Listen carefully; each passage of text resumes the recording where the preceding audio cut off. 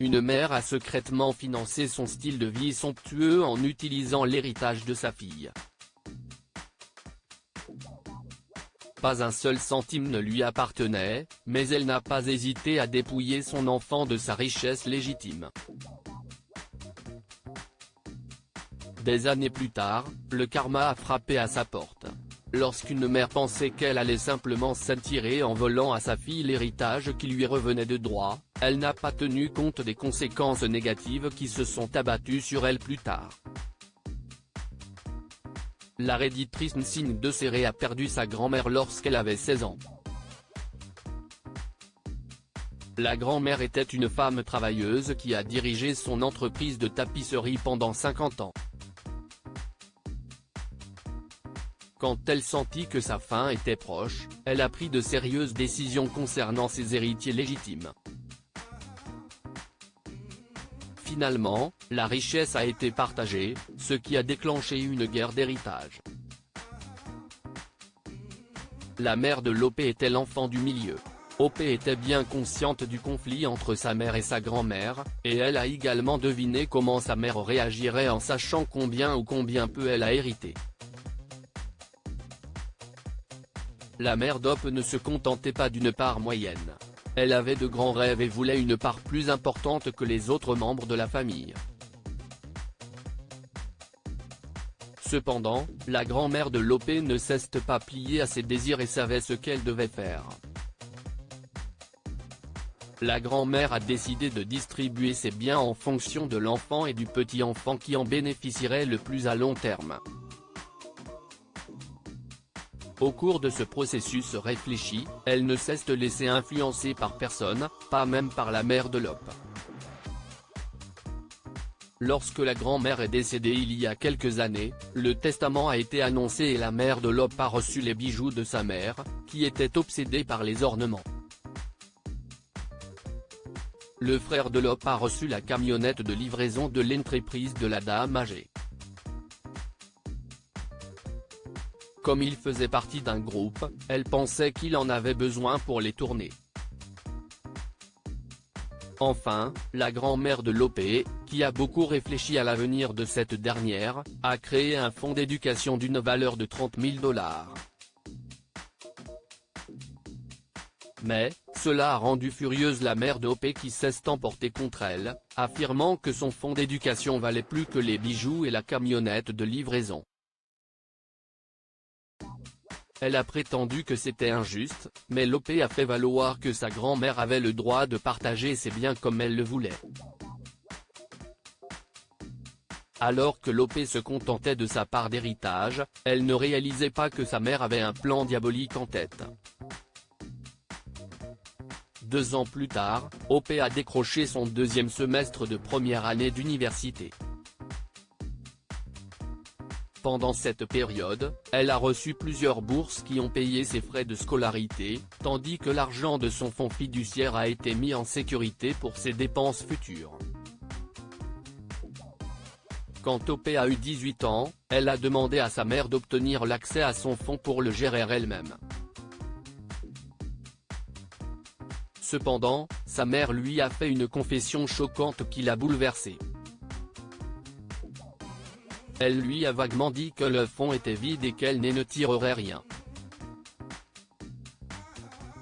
Opé a été surprise et a vu tout son avenir s'écrouler. La mère de Lop était professeure de mathématiques, et elle encourageait activement sa fille à prendre des cours dans sa classe. À l'époque, Opé était encore au lycée, et elle a pris quelques cours pour pouvoir entrer à l'université. Comme elle était la fille d'un professeur, ses frais de scolarité ont été réduits à 25 $ par heure. Si est là que le plan rusé de sa mère entre en jeu. Elle a obtenu les factures réelles de chaque cours suivi par Opé et a retiré les fonds de sa fiducie. En effet, elle a pris tout l'argent avant qu'Op n'entre à l'université et ne reçoive des bourses. Mais l'adolescente a été alarmée et a confronté sa mère. La jeune femme a exigé qu'on lui rende son argent, et si alors que sa mère lui a parlé de la propriété qu'elle a achetée pour construire la maison de ses rêves. elle a dit à OP comment cette maison lui serait bénéfique à long terme. La fille était dévastée, mais elle n'avait pas d'argent pour traîner sa mère devant le tribunal. Elle a donc décidé qu'il valait mieux déménager et exclure sa mère de sa vie, sauf pour les vacances occasionnelles. OP a trouvé un travail et a emménagé dans son nouvel appartement. Elle ne s'est jamais tournée vers sa mère et l'a laissé se débrouiller avec les effets néfastes de ses actes. 5 ans plus tard, sa mère avait construit la soi-disant maison de ses rêves, ce qui a anéanti OP. Mais quelques mois plus tard, OP est ravie lorsqu'elle apprend la nouvelle de la chute soudaine de sa mère. Il s'est avéré que sa mère n'a jamais payé d'impôt sur l'argent qu'elle a détourné de la fiducie. Elle n'a jamais payé d'impôt foncier, ni pour le terrain ni pour la maison. Après une longue bataille juridique, la mère d'OP a été contrainte de vendre sa maison de 700 000 $, autrefois surestimée, pour un règlement de seulement 220 000 $. Même à cette époque, elle croulait sous les dettes de construction et d'impôts, estimées à environ 250 000 $ au total. Sans la maison de ses rêves et avec une dette de 30 000 $ à payer, la mère de l'OP a déclaré faillite. Elle a emménagé dans un appartement modeste et a réglé ses dettes pendant les quelques années qui ont suivi. Elle a fini par prendre sa retraite, n'avait plus d'économie et continuait à blâmer le monde entier pour ses erreurs. Quoi de plus pour ravir l'OP qui n'en revenait pas de la réaction des gens dès qu'elle a partagé son histoire sur Reddit. OP ne pouvait pas être plus heureuse de voir comment sa mère a payé un prix considérable pour avoir volé son héritage. Elle n'a jamais revu sa mère, bien qu'elle prenne occasionnellement ses appels en souvenir du bon vieux temps. Question à méditer, comment réagiriez-vous si vous saviez que votre parent membre de la famille vous a volé l'héritage qui vous revenait de droit?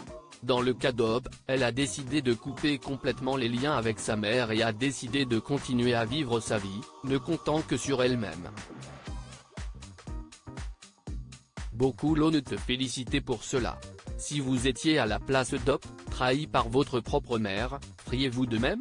Certaines personnes ont conseillé à OP de poursuivre sa mère en justice.